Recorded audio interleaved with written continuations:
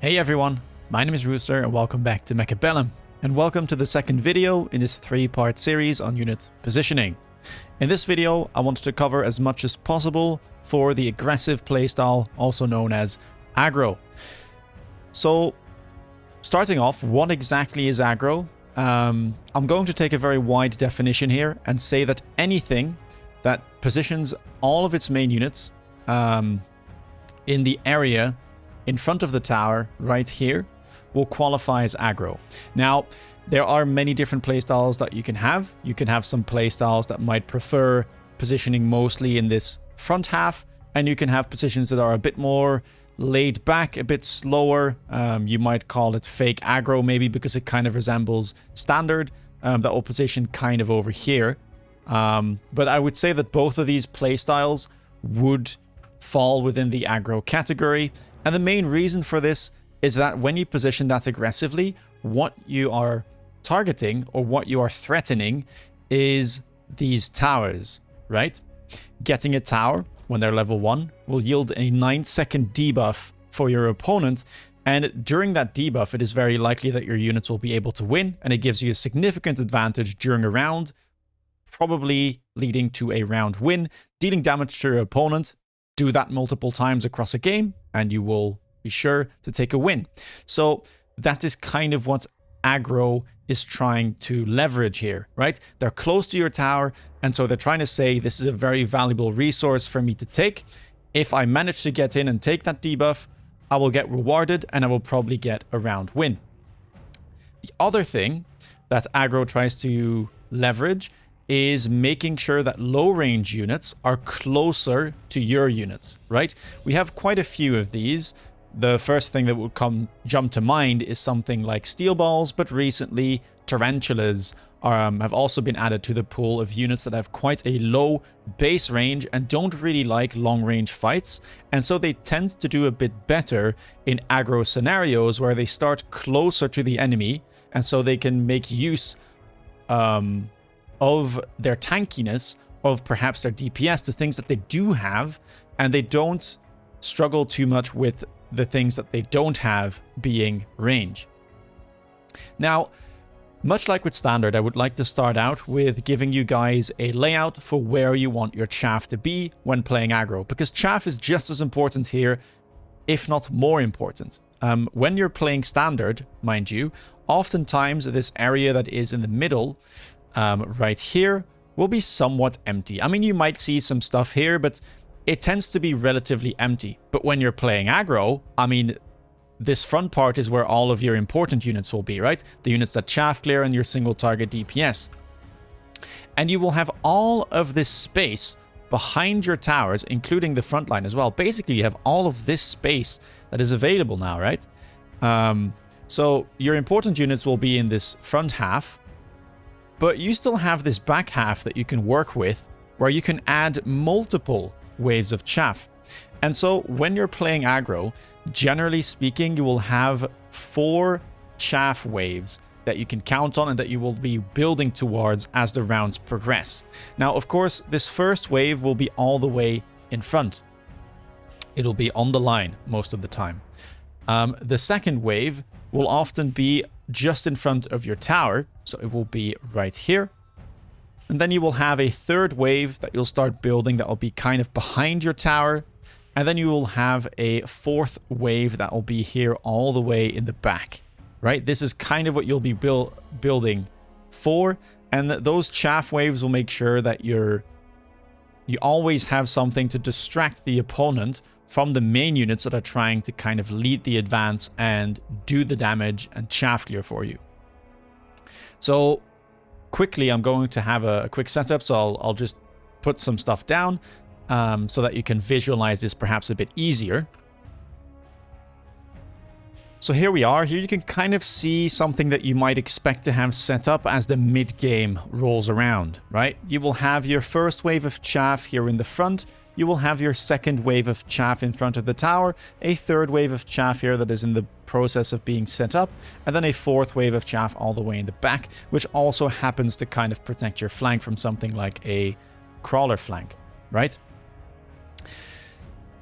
This will really help you do better in your aggro games. Now, when you are setting up your chaff, on round 1, I would recommend you to not put too much chaff in front on the line. Reason for this is that currently we are on round 1, and on round 2, this line that you see right here, it will move forward by 2 squares, right? So if you already start putting stuff on the line of round 1, then round 2 you will kind of have an awkward situation where you actually have more space to work with, right? You get closer to your opponent as round 2 starts. But your front line is 2 squares back. So generally speaking, it's better to limit your deployments on the line on round 1 and try and work towards your wave 2 and wave 3 chaff instead. This is not as scary as it might sound, because you might think, oh, but Rooster, not having any chaff in front is really scary when I'm playing aggro, because what about missiles? What about units locking onto my units instantly instead of locking onto chaff? Well, on round 1, that isn't so much of a concern, right? Your opponents won't really know that you're going aggro, and if they do have an inkling, they won't necessarily know if you're playing asymmetrically, on which side of the board you are, or if perhaps you're playing symmetrical aggro. They don't really know. So it's very hard for them to set up against what you're playing. And on top of that, most of the 200 cost units, your sledges, your steel balls, your tarantulas, will be plenty tanky to be able to take some initial shots if it happens to work out that way. And in fact, crawlers especially are very strong if they don't get taken out immediately.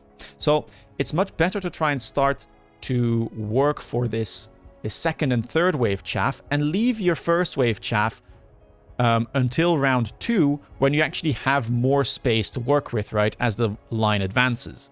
So to showcase this, I would kind of like to quickly go into some games that I've played and show you what this looks like in practice.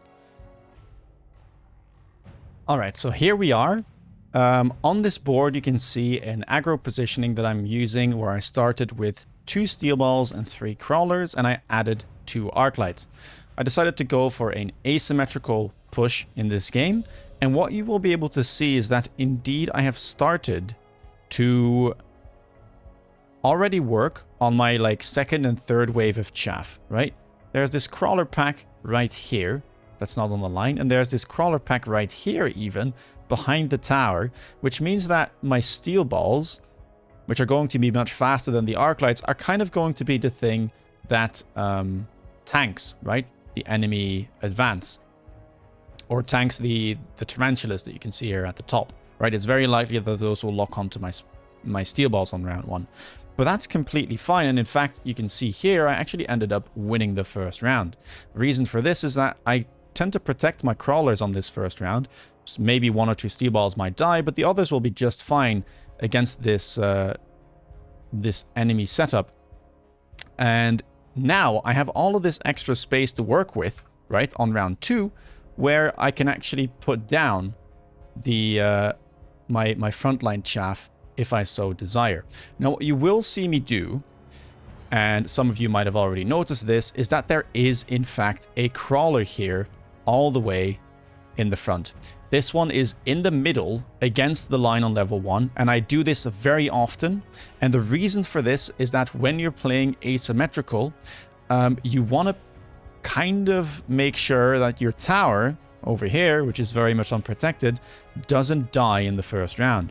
And the thing that it might die to is these crawlers all the way in the back here, or if your opponent is playing symmetrical standard, same thing, right? You don't want these units to just instantly push into your tower. Oh, excuse me.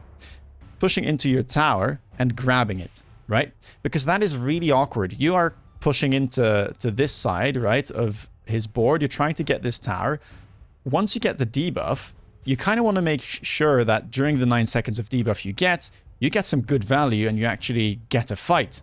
But if half of the enemy army finds itself over here while you take the tower, well, now you have to travel all the way from your tower or their tower to yours.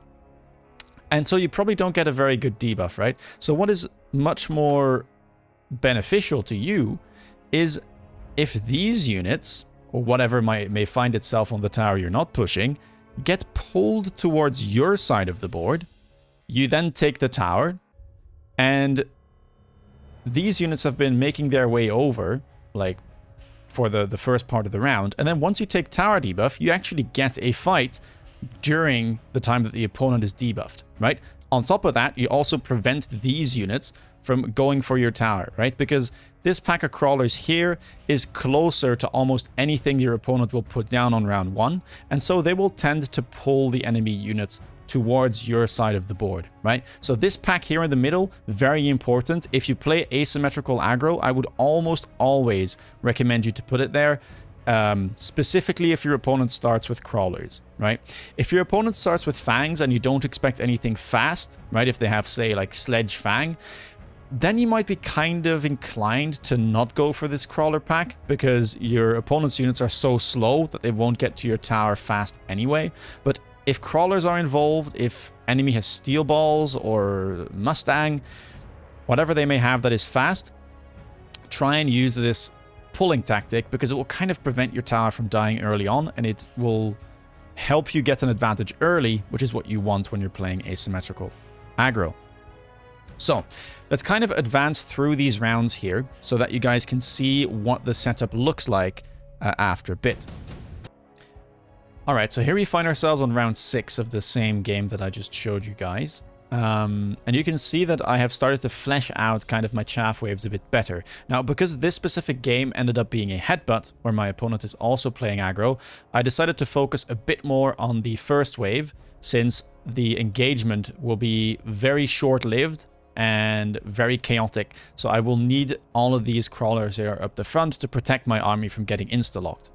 But I still do have somewhat of a second and third wave that I set up in the early game, which does help me after the initial engagement has taken place, and perhaps I've managed to take out the Wraith, which are providing the chaff clear from my opponent, right? So here you can again see that I do have a bit of a second wave set up, and then I have this third wave here in the back.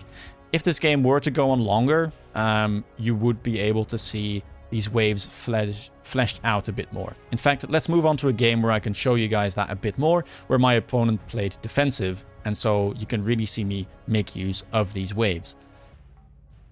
Now here we find ourselves against an opponent where they have decided to play standard, right? Or in this case, they will have to defend because they decided to put most of their units here around their towers. And this is my setup from round 1. Now, unfortunately here I actually start with a bit of a slower composition, right? No fast units included. I have tarantulas and I have fangs, and that's 8 meters a second and 6 meters a second. Those units are not very fast, and stormcallers tend to be pretty good against that type of stuff. So how do I set up? Well, pretty similar to what you saw me say before, right? I have here a bit more of a first wave, but I also did start to put my second and my third wave. Again, here we do have the first wave of chaff, we have the second wave of chaff, and we have the third wave of chaff in the process of setting up, right? A very similar setup. Now, the reason here that I put more units in front is specifically because I know that I'm up against Stormcallers, right? The one thing that I do mind getting an insta-lock on my important units, in this case the Tarantulas that I started with, would be the enemy Stormcallers, because they do a lot of damage early on. So if you're up against Stormcallers, I would recommend putting something close to the line to try and get some aggro and make sure that your other opponents, or your other units, excuse me, stay unscathed, at least for the initial 2 to 3 salvos from the Stormcallers there. Now let's move on to a bit later on in this game so that we can see the different waves being set up. So here we find ourselves on round 7 of the same game, and you will see some trends again, right? I will have my first wave of chaff, and in fact I will kind of start talking about something which will come a bit later, but this you could also see as the first wave, right? Utilizing the shallow flanks will kind of also count as your first wave. We then have the second wave of chaff that is sitting right here, and we have a third/fourth wave that is set up here in the back. You can see the crawlers here behind the right tower and also crawlers here on the flank, which incidentally happen to also counter this crawler flank, which at some point was put down by my opponent. So these chaff waves are really important, and to get you guys a third game, let's go over there and kind of see that this is very replicatable across games. So here we find ourselves in a third game, and again you will see a similar trend. Also, yes, this is a round 1 setup from me. I happen to be quick supply this game, so I used those extra resources to be able to get a few more units than I would normally be able to, but it kind of shows you the same pattern, right? You'll recognize that again, there is this middle crawler here on the line to try and pull the enemy units from the left side and not get my left tower debuffed very early.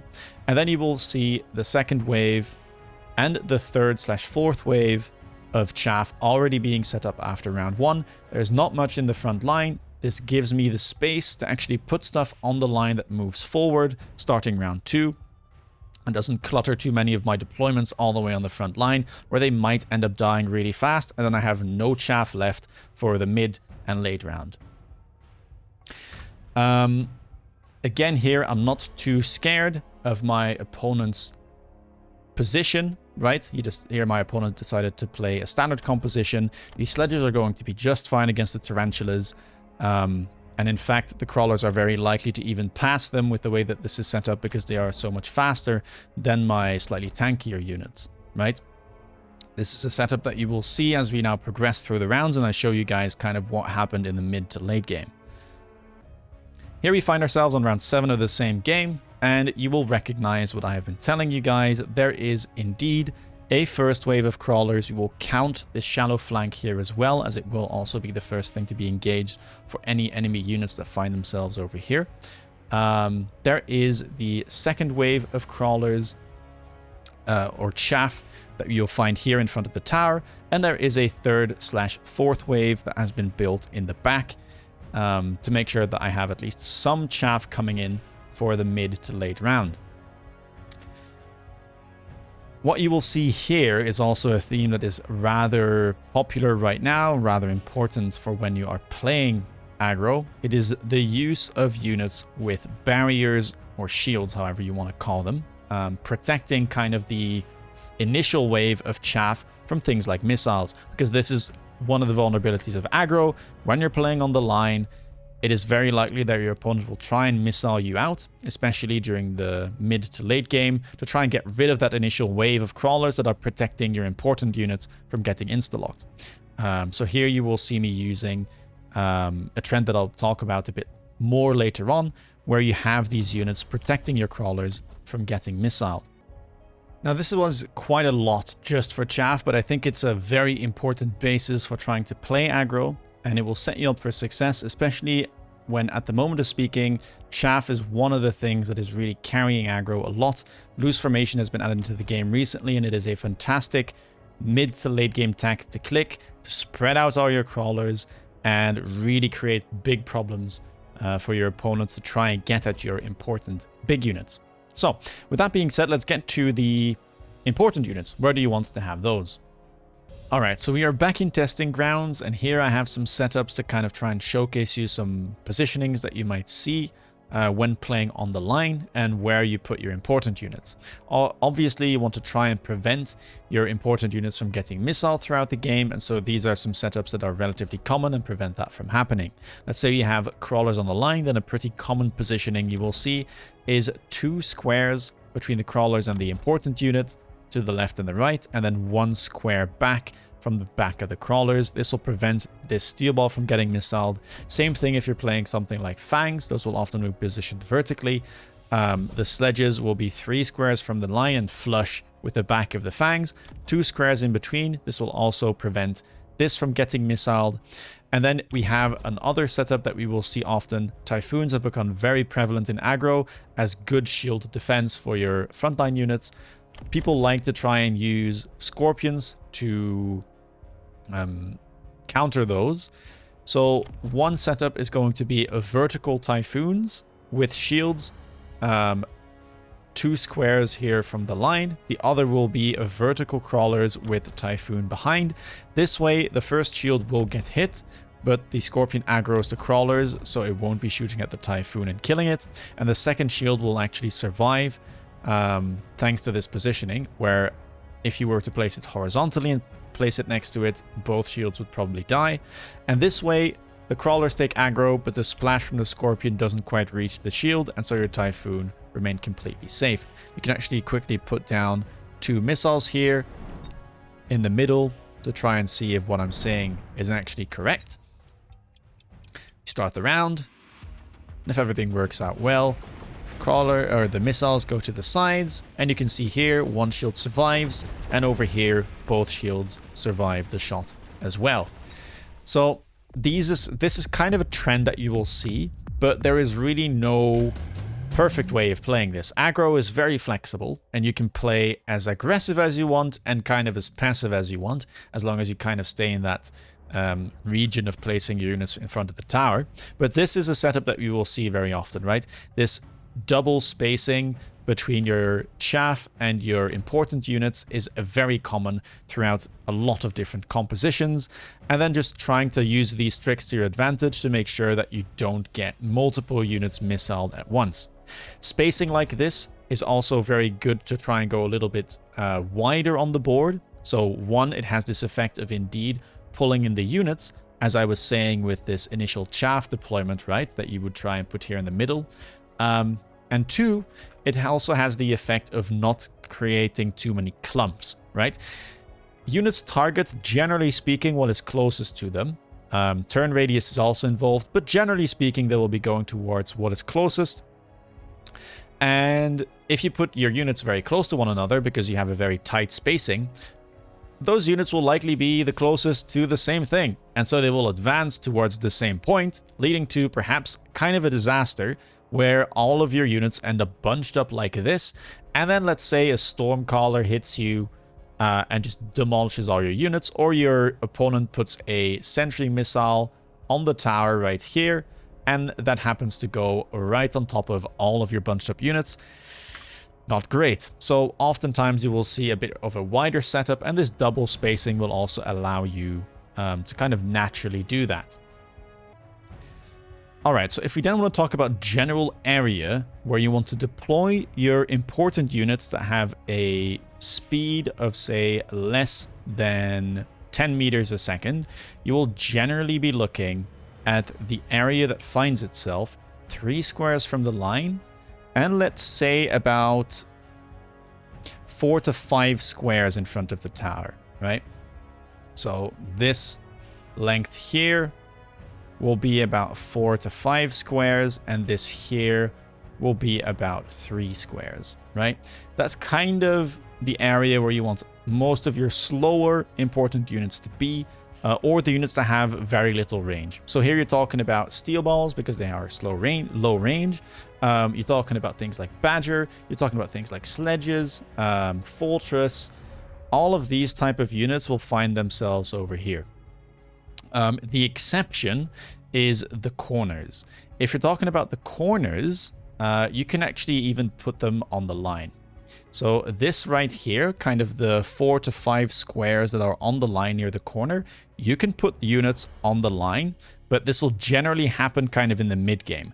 The reason for this is that it synergizes well with the flanks. So as we will be seeing later on, when I pull up those games again that I showed you earlier, you will notice that in a lot of games I will have these shallow flanks where I put like a crawler, say, here and here.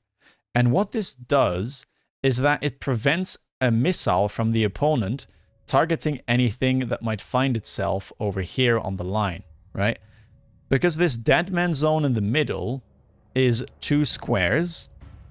And so this blue box here actually finds itself further away from any missile that they could put down than this crawler here that is actually right adjacent to the enemy board, right? So you can kind of utilize that to distract insta-locks from, say, an opponent's unit, or missiles from hitting some of your important units. So you can actually play really aggressive on these edges, and this is a very important area for you to play with and play around when you're playing aggressive. Now, that covers kind of where you want your slower important units to be, but where do you want the faster important units to be? Well, they will generally be, let's say, 2 to 3 squares behind where you put your important units, right? That are slow. So generally speaking, wherever you decide to place your important units in that box that I just drew, 2 to 3 squares behind that is where you will want your faster units. In most cases, this will either be your Mustang, your Wasp, and or your Phoenixes, if you decide to play any of those, right? Those are pretty much the only units that would require to be slightly further back. That kind of covers aggro positioning. I know that this is perhaps not enough information, but you can try and kind of play around that. Aggro has a lot of different options for you to play around with and try out, depending on if you want to play really aggressive or a bit more laid back. And so, yeah, try and keep these values in mind, and then just try and put down units that you want to play and try and keep in mind this positioning. All right, so now that we've dealt with kind of the general area where you want to position units, let's talk about flanks. Flanks are very, very important for aggro, as they allow you to kind of pull apart the enemy army and make it easier for you to access the tower. So what are the positions that you kind of need to know when playing aggro? Well, let's talk first about the upper half of the flank. The upper half of the flank, say this area, will be able to draw the attention of units that find themselves in this square right here from the enemy. Anything that is in here that is flush with the tower up to the back line and kind of ends here, like around the middle of the tower, will get pulled by any unit you put in this upper rectangle right there.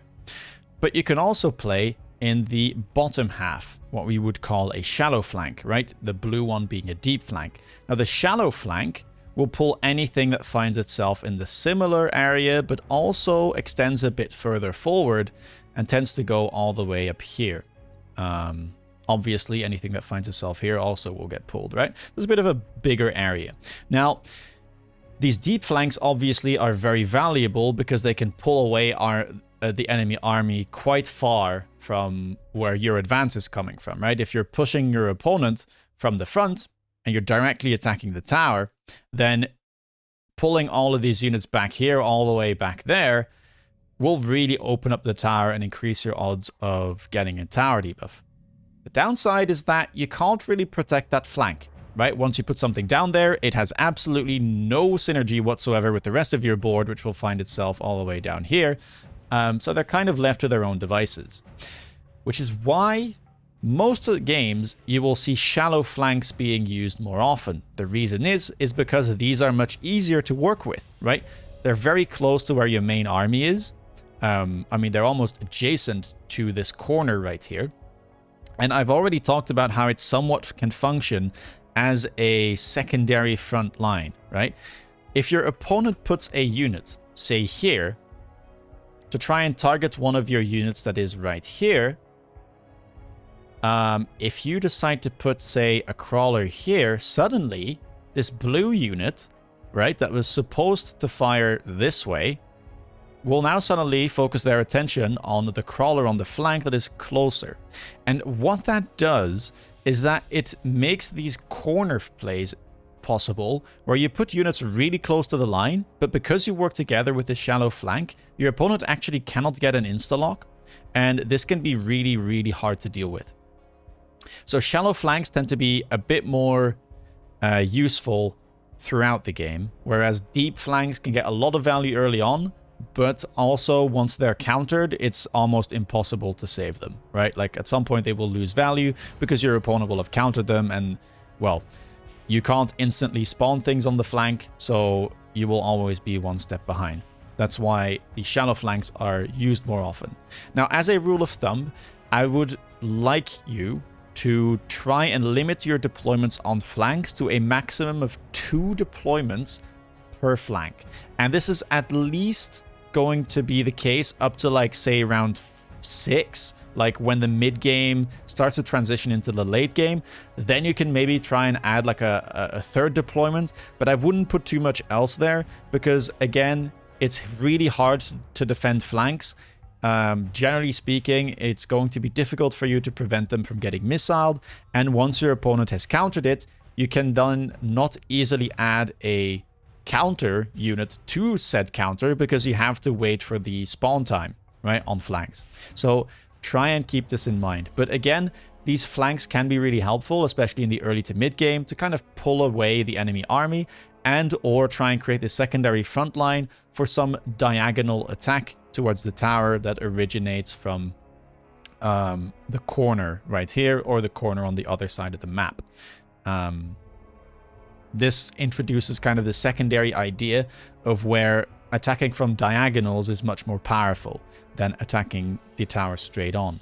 Right? One is that the diagonals that find themselves here on the corners can work together with the flanks, and the diagonals that are available from the middle can be mobile beaconed towards either of the towers, right? You can decide to attack 2 towers here just by the simple click of a button on the right tower, which will be the mobile beacon right here. So try and keep that in mind when playing. With flanks being covered, let's briefly talk about how you protect your towers, because obviously when you're playing aggro, you give up some stuff, right? If you're playing asymmetrical, then you're giving up one side of the board and one of your towers might be more vulnerable. Even if you're playing symmetrical, you're playing in front of your towers, and so your flanks are more open to attacks. And a good defensive player will try and hit you as well. Will try and poke at your towers, poke at your weaknesses, and force you to respond. Now, how do you deal with that? You kind of have 2 options, or even 3. The first one I already kind of mentioned, right? Where you try and pull the enemy units towards your side of the board, but this will not always work.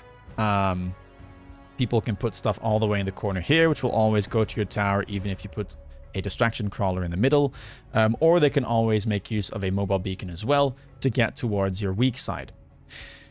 So the other option you have is leveling your towers.